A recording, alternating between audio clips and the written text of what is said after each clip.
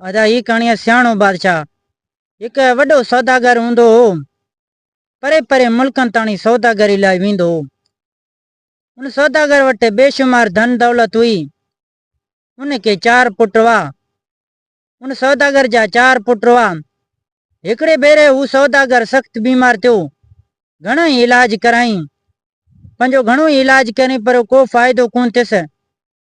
जॾहिं बचण जो को उम्मीद ई न ॾिठई, तॾहिं ख़्यालु थियसि मूं वटि जेका मिल्कत आहे सा हींअर ई जहिड़ी छोकरनि में विराए छॾियां, मतां मुंहिंजे मरण खां पोइ पाण में विड़ी बुछड़ा न थियनि। उहो ख़्यालु करे 4 देगड़ा घुराया ऐं पंहिंजी मिल्कत जा हिसा कयईं, ऐं कुझु हिकिड़े में, कुझु ॿिए में, अहिड़े तरह चइनि देगड़नि में कुझु न कुझु विझी 4 देगड़ा जुदा जुदा पंहिंजे खट जे चइनि पावनि हेठां पूरे छॾियईं।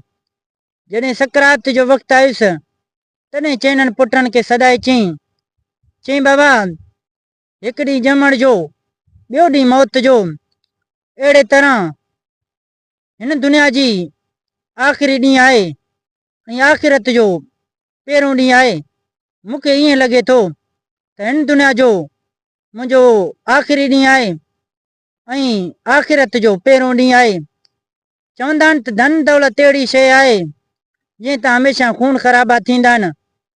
मूं पंहिंजी समूरी मिल्कत 4 भाङनि में विराई आहे ऐं 4 हिसा अलॻि अलॻि पंहिंजे खट जे 4 पावनि हेठां पूरे छॾिया आहिनि। मूं लाइ अवां 4 अखियुनि जा तारनि जी आहियो, 4 बराबरि आहियो। मां पंहिंजी मिल्कत जो को बि हिसो घटि वधि कोन कयो आहे। तंहिं करे अवां मां हर हिकु मुंहिंजे रूबरो खट जो हिकु हिकु पाव पंहिंजो पंहिंजो करे छॾे ऐं मुंहिंजे मरण खां पोइ उनजे हेठां जेको कुझु पूरियल हुजे सो कोटरे खणे। छोकरनि पीउ जी उहा ॻाल्हि ॿुधी हर हिकु पंहिंजो पंहिंजो पाव मुक़ररु करे छॾियो। जॾहिं शाहूकार मोह, उहो सौदागर मोह, तॾहिं 4 भाइरनि खट जे पंहिंजे पंहिंजे पाए हेठां ज़मीन खोटे धन जा देगड़ा ॿाहिरि कढिया। छा ॾिसनि त हिकिड़े देगड़े में हीरा जवाहर रखियल आहिनि, ॿिए में सून जो पियो आहे, टे ऐं चौथे में कुझु बि कोन्हे। जन्मा हिकिड़े में रुगो बुक मिटी जो पियो आहे ऐं ॿिए में 2-4 सुकल हॾियूं रखियल आहिनि। जन छोकरनि खे हीरा जवाहरा ऐं सोन चांदी जा देगड़ा हथ आया आहिनि, उहे त ॾाढा ख़ुशि थिया। बाक़ी 2 छोकरनि खे जन खे मिटी हॾनि जा देगड़ा मिलिया सो सख़्त नाराज़ थिया। पंहिंजे 2 भाइरनि खे चयूं त हिन दौलत, हिन धूड़ हॾियुनि खे छा कंदासीं? असीं बाबे जी मिल्कत जो ज़रूरु हिसे वठंदासीं। उन ते उन 2 भाइरनि चयो, बाबो हथनि सां मिल्कत विराए वियो आहे ऐं मां पाण उहा मिल्कत क़बूल कई हुई, पंहिंजे ख़ुशी सां पंहिंजा पावा मुक़ररु कया। हाणे छा थींदो? आख़िर हिननि जो तकरार वधणु लॻो। ॻाल्हि 4 चङनि ताणी वई, पर चङा बि कंहिं फ़ैसिले ते पहुची न सघिया। चयूं उन में को राज़ रखियल आहे, तंहिं करे कंहिं ॾाहे माण्हू खां फ़ैसिलो करायो।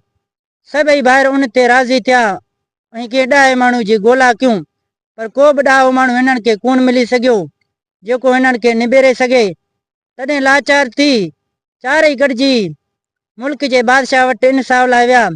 जॾहिं बादशाह जे शहर जो वेझो पहुता त परियां शहज़ादो घोड़े ते ईंदो ॾिसण में आयो।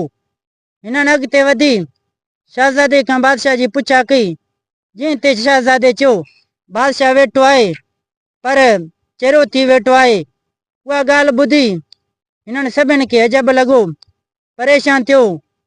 ख़्यालु कयूं मोटी हलूं, पर वरी रिड़ी अॻिते वधिया। वञी मालात वटि पहुता। उते हिननि खे शहज़ादी मिली, जीअं ॿुधायो बादशाह वेठो आहे पर अंधो थी वेठो आहे। उन ॻाल्हि ते हिननि खे वधीक मुंझाए छॾियो।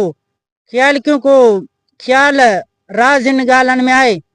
अञा कुझु अॻु वधिया त राणी दरवाज़े वटि बीठी हुई। पुछा करण ते राणी ॿुधायो 12 महीना थियनि जो बादशाह गुज़ारे वियो। राणी जो जवाबु ॿुधी हिननि खे वेतर मुंझाए छॾियो। नेठि घणी पुछा गुछा मां मालूम थियो त बादशाह सलामत वाक़ई मौजूदु आहे। ही 4 भाइर पोइ बादशाह जे दरबार में पहुची विया। बादशाह खे फ़ैसिलो करण लाइ अर्ज़ु कयूं। बादशाह हिननि जी ॻाल्हि ॿुधी पहिरें त कुझु ख़्याल में पइजी वियो, पर पोइ गुरजारत खे सोले चयईं, अव्हां जो पीउ बिल्कुलु पूरो फ़ैसिलो करे वियो आहे। हीरन जवाहरन वारो भली हीरा जवाहर खणे, सून वारो सून खणे। बाक़ी जंहिंखे मिट्टी जो देगड़ो मिलियो आहे सो पीउ जी ज़मीन संभाले, जंहिंखे हॾियूं हथायूं आहिनि सो चूपाए माल जो मालिक थिए। बादशाह जो उहो फ़ैसिलो ॿुधी चारई भाइर ॾाढा ख़ुशि थिया ऐं बादशाह जा लखे शुकराना बजाए आंदऊं। पर वञण वक़्तु बादशाह खे अर्ज़ु कयूं बादशाह सलामत जे इजाज़त मिले त हिकु ॿियो बि अर्ज़ु पेश कयूं। बादशाह हिननि खे मोकल ॾिनी ऐं हिननि मां हिकिड़े अदब सां अर्ज़ु कयो, जीअं त क़िबला बादशाह सलामत, असीं जॾहिं हज़ूर जन ॾांहुं पई आयासीं तॾहिं पहिरियों शहज़ादो गॾियो, जंहिं चयो त बादशाह वेठो आहे पर चरियो थी वेठो आहे। वरी कुझु अॻु भरो आयासीं त शहज़ादी मिली, जंहिं ॿुधायो त बादशाह वेठो आहे पर अंधो थी वेठो आहे। वरी अञा अॻिते आयासीं त राणी असांखे मिली, जंहिं चयो त 12 महीना थिया आहिनि जो बादशाह गुज़ारे वियो। पर जॾहिं असीं हिते पहुतासीं ॾिठोसीं त साईं जन सलामत वेठा आहिनि। आख़िर हिननि जी अहिड़ी ॻाल्हि करण जो मतिलबु कहिड़ो?